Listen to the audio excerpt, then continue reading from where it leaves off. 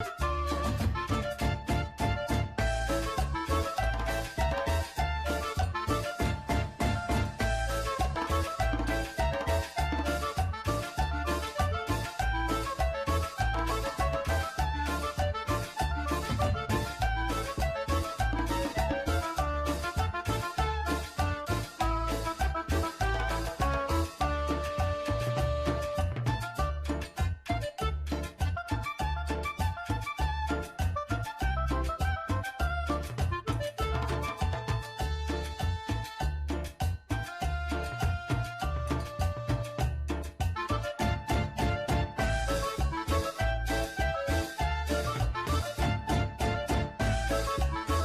a un nuevo capítulo de nuestro podcast con Dante Cambalache.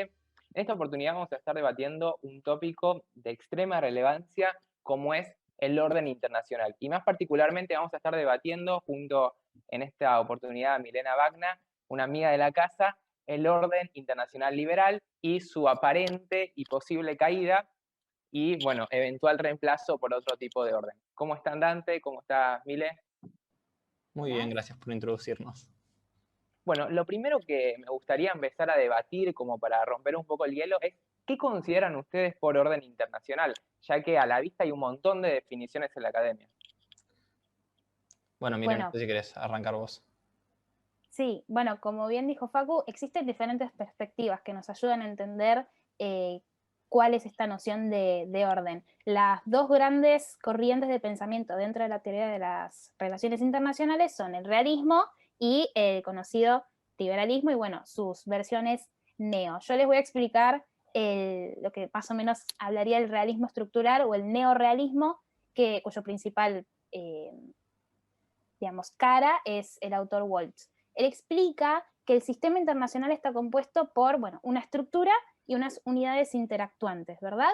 Y que dicha estructura va a condicionar la manera en que los estados se mueven, es decir, como que existe en esta estructura unas reglas de juego. ¿Quiénes imparten estas reglas de juego? Bueno, a partir de diferentes principios como el de anarquía y las funciones de las unidades interactuantes, que es la supervivencia y la autoayuda, va a explicar que este orden lleva, se llega a este orden a partir de que la distribución de poder o distribución de capacidades, como le llama él, jerarquiza a los países, estando como que en el top 1, estando los países hegemónicos o las potencias que dan esta directiva de arriba hacia abajo sobre cuáles son las reglas de juego. El orden llevaría entonces la idea de que dentro del sistema anárquico y demás hay reglas de juego impartidas por una potencia. Y los liberales piensan otra cosa. Bueno, voy a tratar de explicar un poquitito el tema de los liberales. Ellos lo que de alguna manera plantean es que el orden internacional está regido por un conjunto de instituciones internacionales que tienen cierta autonomía con respecto a sus creadores. Es decir, hay ciertas potencias que en su afán de conseguir poder crean instituciones, pero esas instituciones en algún momento se vuelven independientes y son, de alguna manera, generan restricciones hacia las propias potencias. Y el realismo un poco, me vuelvo hacia lo que decías vos, Milena, también nos habla a veces de las instituciones, pero lo va a enfocar de otra manera. Va a pensar que el orden internacional sí está compuesto por instituciones internacionales que de alguna manera dan control al orden internacional, pero van a decir que esas instituciones principalmente buscan el control de las potencias más pequeñas a través de lazos institucionales o lazos ideológicos. Entonces podemos ver, por ejemplo, cómo hoy por hoy, viviendo en un orden internacional liberal aceptado por todos, podemos ver cómo los liberales creen que ese orden está compuesto por instituciones que auténticamente tienen poder para constreñir a las distintas potencias, mientras que por otro lado podemos ver cómo los realistas van a decir, no, esto es una creación de Estados Unidos, tratando de imponerle a las pequeñas potencias un orden liberal internacional donde la primacía de los derechos humanos, donde la democracia y otras instituciones que vamos a desarrollar más adelante son imperativos directamente. Sí, y me parece que también está interesante un poco recalcar, no sé qué les parece, algunas perspectivas que no son tan hegemónicas como el liberalismo y el realismo, pero que también aportan una forma distinta y muy interesante de ver al orden, como pueden ser el constructivismo, encarnado por alguien muy famoso que es Wend, que justamente dice, bueno, el orden es un poco lo que los países creen que es el orden. el significado que ellos a través de una intersubjetividad, por decirlo de alguna forma, construyen y que condiciona un poco la forma en que se relacionan en una diversidad de culturas, como le llaman. Y por otro lado, también me gustaría recalcar un poco lo que es la escuela inglesa, un camino un poquito en el medio, se podría decir, entre el liberalismo y el realismo, que dice, bueno, en realidad el orden es un patrón de actividad que sostiene la sociedad internacional para garantizar básicamente tres cosas: la propiedad, la verdad y la justicia y la seguridad, ¿no? Como una sola cosa. Creo que nos da, de alguna forma, otra perspectiva interesante para analizar un poco, sobre todo, en qué orden estamos, que es lo que les quiero preguntar ahora. ¿Qué tipo o en qué orden consideran que ahora está la sociedad internacional y de qué forma ese orden no constriñe, por decirlo de alguna forma, a los países a comportarse de determinadas maneras? Bueno, como decía recién, estamos en un orden liberal internacional. Algunos podrán decir que es un orden que sigue las lógicas westfalianas, las lógicas de equilibrio de poder, y que básicamente es un orden impuesto desde arriba, que intenta que los pequeños estados se subsuman, digamos, a esas instituciones que se imponen desde arriba. O podemos interpretar que estas instituciones realmente tienen una autonomía y que constriñen a los grandes poderes. Pero lo que creo que no está en duda, y también te lo pregunto a vos, Milena, que estamos en un orden liberal internacional donde hay una serie de instituciones que son claves y que son, de alguna manera, objetivas, porque todos podemos reconocer su existencia, podemos palpar su existencia en la actividad internacional del día a día, ¿no? Claro, sí, sí. Como vos decías, y sumando, estamos en tiempos de constante cambio y de constante crisis y crítica al orden actual, pero las instituciones básicas que definen al orden en el que nos encontramos son, por ejemplo, la democracia liberal, ¿verdad? Digamos como que hoy en día la mayoría de los países, la gran mayoría de los países se consideran en alguna de sus definiciones como una democracia. Entonces es como un valor, un régimen y hasta una idea, hasta una noción que se mantiene casi de manera predominante en todo el globo, ¿no? Otras podrían ser, por ejemplo, ¿qué se les ocurre? Y primero, para terminar de cerrar eso de democracia liberal, la democracia liberal hasta se convierte en un imperativo desde el momento en el cual Estados Unidos, el principal hegemón, quien principalmente sostiene este orden liberal internacional, eh, transpola este modelo muchas veces a la fuerza, ¿no? Por ejemplo, en Irak, por ejemplo, intentos en Siria, en Libia, etc. Creo yo, por lo menos, que otros puntos importantes son el liberalismo económico y toda esta ideología liberal, que también incluye otro punto importante, que es la primacía de los derechos humanos por sobre la soberanía. No sé, Facu, vos, ¿qué opinas sobre esto? Sí, totalmente. Bueno, un poco lo que vos venías diciendo ya, este sentimiento constante de cruzada que caracteriza un poco al liberalismo y que ha encarnado en los últimos años Estados Unidos en muchos países de Oriente Medio y del Magreb.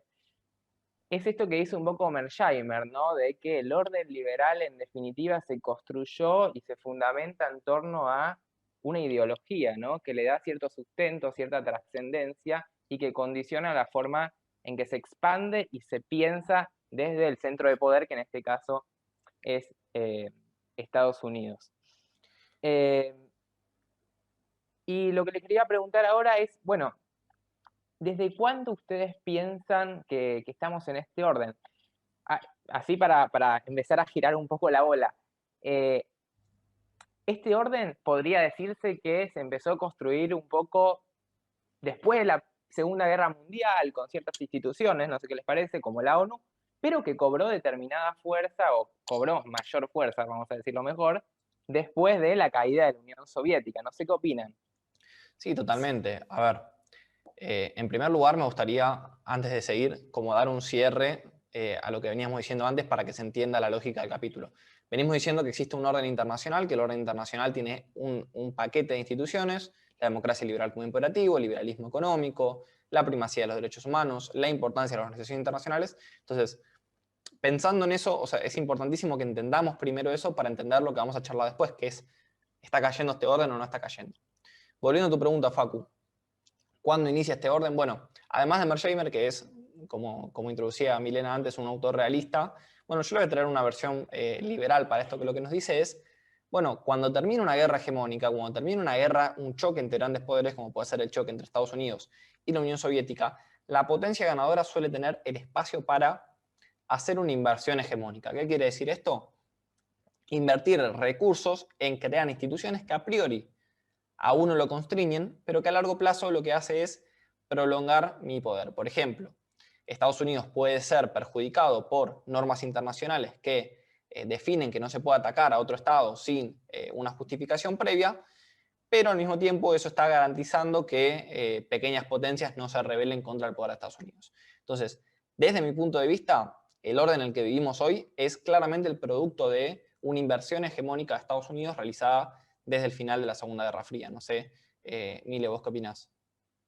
Sí, creo que sumando a eso, que coincido bastante con lo que van diciendo, se pueden marcar como hitos históricos, entre comillas, que denotan como por ahí la previa de esta primera inversión grande, fuerte de Estados Unidos. ¿Recuerdan el discurso de Woodrow Wilson con los 14 puntos? ¿No es también como previa de la influencia fuerte que va a tener Estados Unidos, mostrándose como el gran ganador y el que va a bancar económicamente a Europa? ¿No es como también un poco lo que venimos hablando? Totalmente. Ahí después de la Primera Guerra, como decías, abre una puerta enorme para que Estados Unidos implemente el liberalismo a nivel mundial. El tema es que Estados Unidos ahí no tenía quizás ese terrible potencial económico y militar que tuvo después de la Segunda Guerra Mundial, Claro. que le permitió que esa ideología que ya se veía desde Woodrow Wilson se pudiera expandir hacia todo el mundo y crear verdaderamente un orden hegemónico, ¿no? Sí, y agrego Por algo eso. más, ¿no?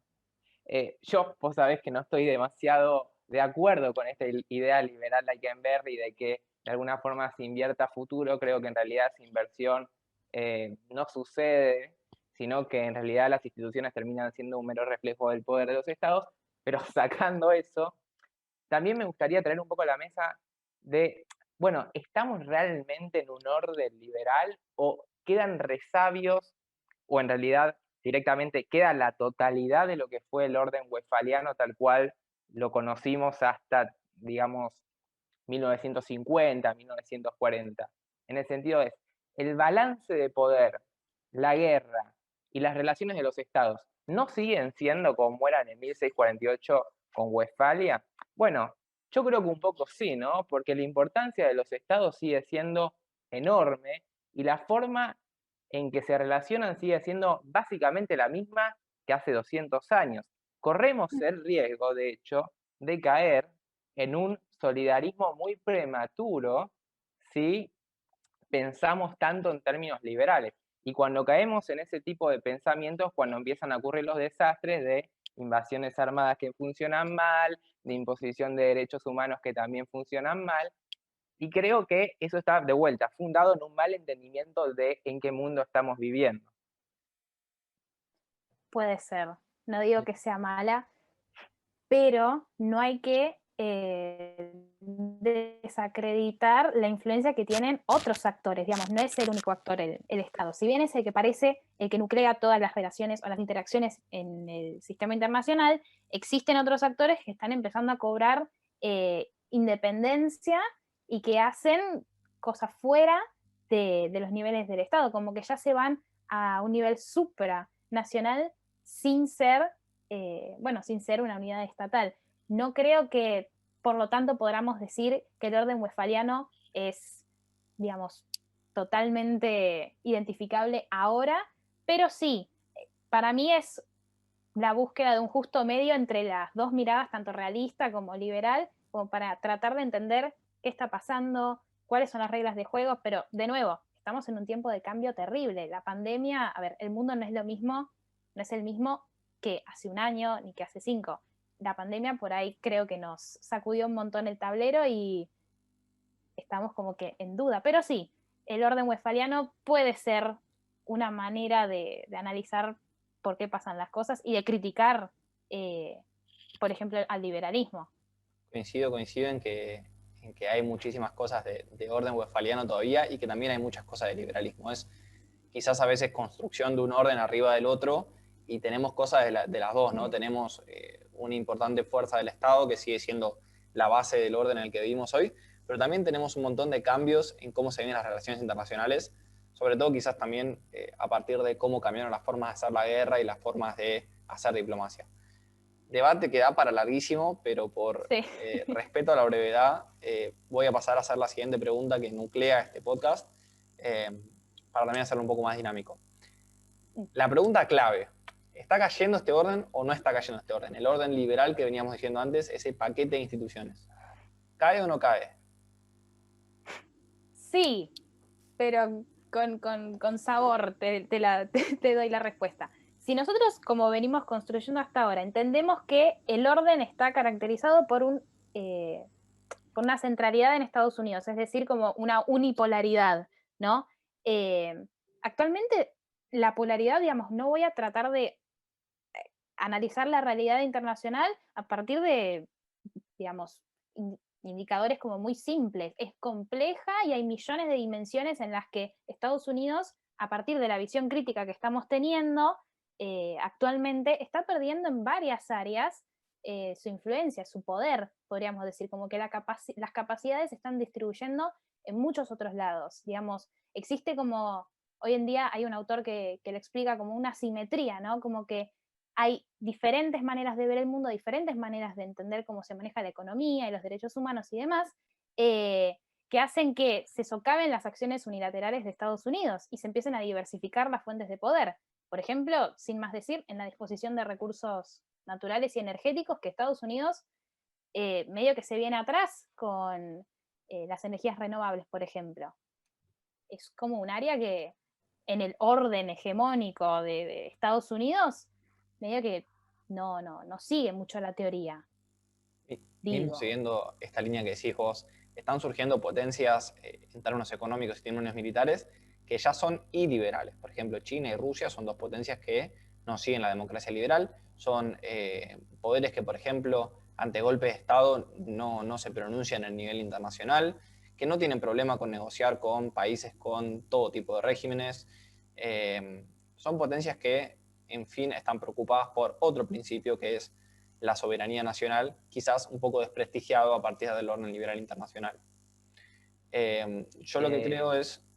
Facu, te cedo, perdón. No. No, lo que creo es que, al margen de que uno pueda estar de acuerdo o no con que el orden está cayendo, creo que casi todos estamos de acuerdo en que el fin de la unipolaridad de Estados Unidos está trayendo transformaciones enormes en cómo conocemos el orden hoy por hoy. Totalmente. Y agregaría dos cosas que también denotan un poco la caída de este orden. En primer lugar, bueno, que la misma sociedad internacional, la sociedad civil internacional, ya se empieza a cuestionar por ella misma los beneficios de una democracia en muchos casos.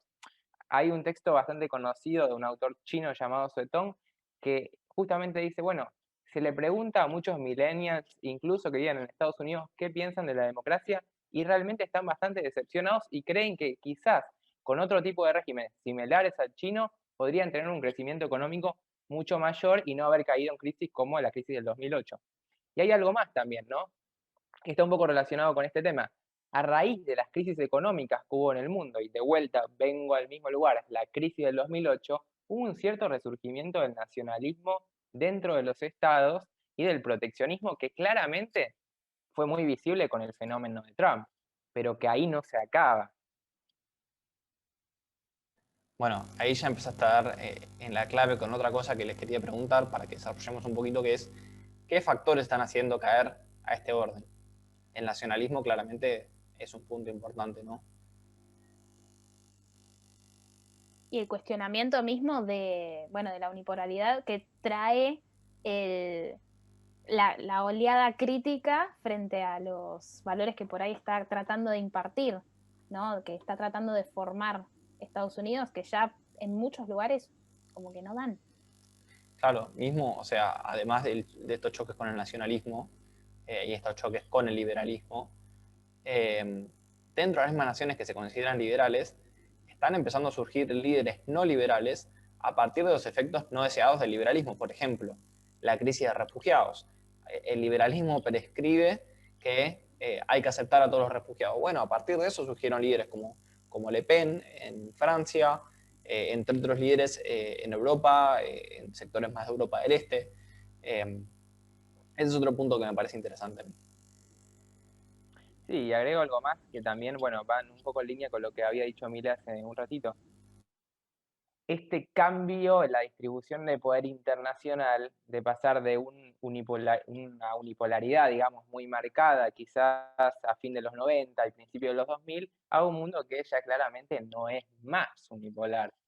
Diría que es o bipolar o, como yo creo, más multipolar desbalanceado. Y en esos términos, bueno, tenemos que empezar a pensar, ¿podría ser posible, por ejemplo, les tiro la pregunta, muchos órdenes en el mundo o más de un orden?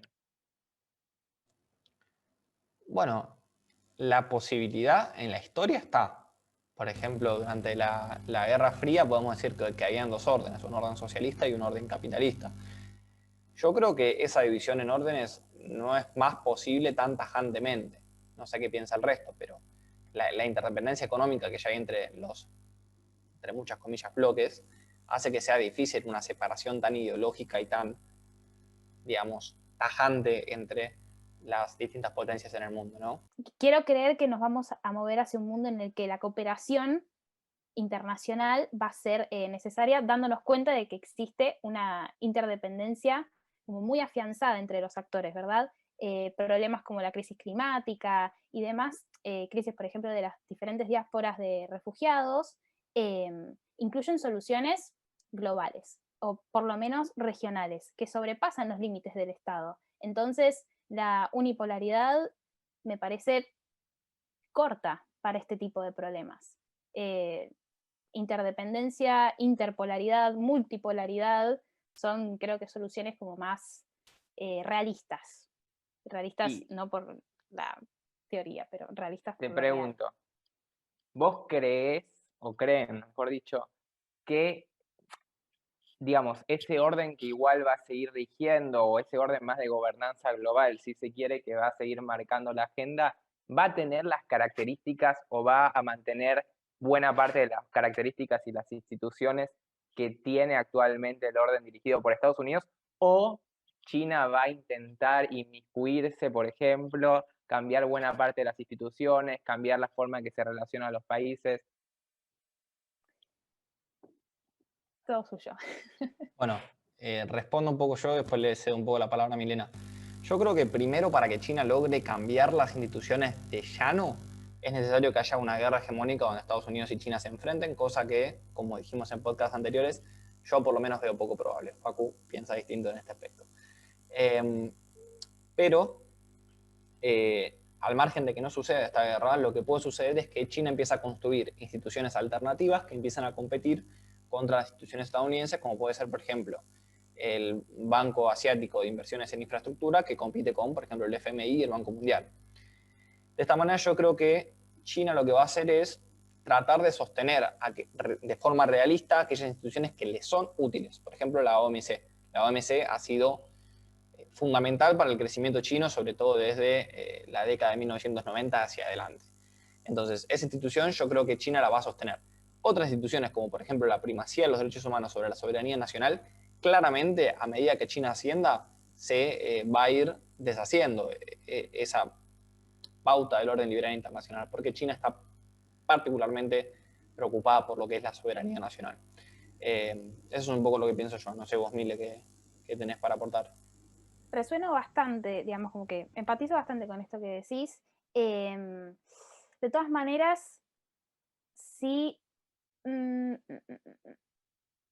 que no tengo mucho para agregar en eso. Estoy bastante de acuerdo con vos, Dante. Yo escuché que Facu piensa distinto.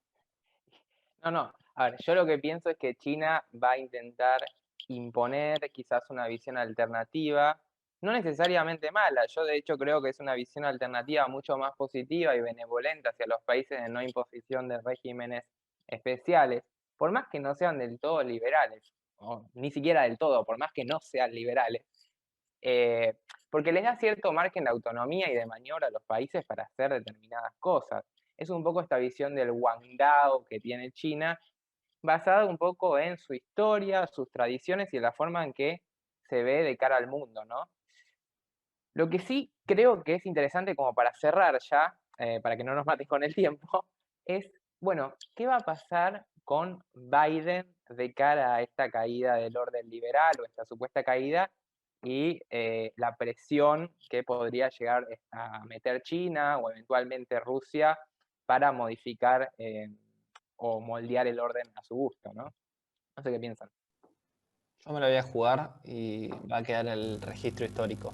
Yo creo que el primer gobierno de Biden va a ser un manotazo de ahogado, tratando de alguna manera de recuperar el orden internacional liberal que se vivió desde o sea, hasta el 2008 más que nada, y hasta la última presidencia de Obama, donde él fue vicepresidente.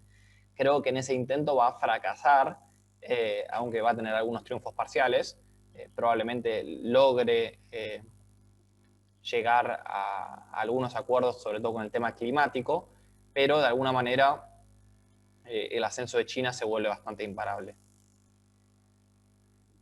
Me parece que sí, y más porque la presidencia de Trump ha socavado mucho, tipo, mucho del trabajo, por lo menos hasta el 2008, como decía Dante, en estas diferentes dimensiones en las que creo que el poder está, digamos, transitando actualmente. Se viene, creo, la pregunta de, bueno, ¿cómo vamos a definir poder ahora, ¿no? ¿Qué es lo que define el poder para un Estado y a partir de ahí analizar si Biden está alcanzando las expectativas o si está decayendo, como predice Dante? Creo que ahí tiraste la clave, la verdad. ¿Qué vamos a entender por poder a futuro? Porque realmente los recursos de poder, y yo creo que a partir de la exploración espacial esto se va a acrecentar mucho más, van a cambiar de forma trascendental en los próximos años.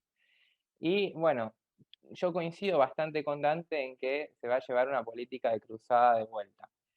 Eh, Creo de todas formas que China va a presionar tanto que va a llegar un momento que Estados Unidos no lo va a tolerar más y se va a ir a una guerra. Pero eso ya lo discutimos, ya tenemos diferencias, así que nada. Bueno, les quería agradecer, sobre todo a vos, Milena, por haber participado en el capítulo de hoy. La verdad que estuvo súper interesante la discusión. Y nada, a los que nos están viendo del otro lado, les quería agradecer por escucharnos a Dante y a mí todos los domingos y los esperamos en la próxima edición.